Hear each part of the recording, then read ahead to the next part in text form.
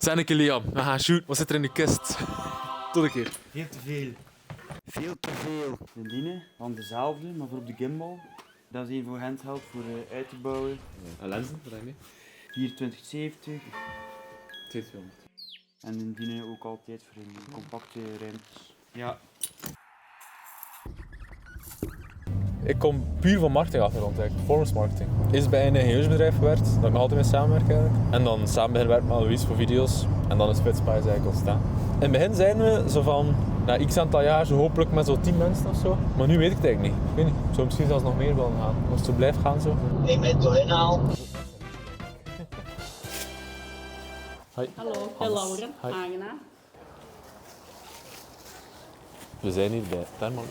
Thermalux is het high-end. Echt wel deftige sauna als je dat ziet.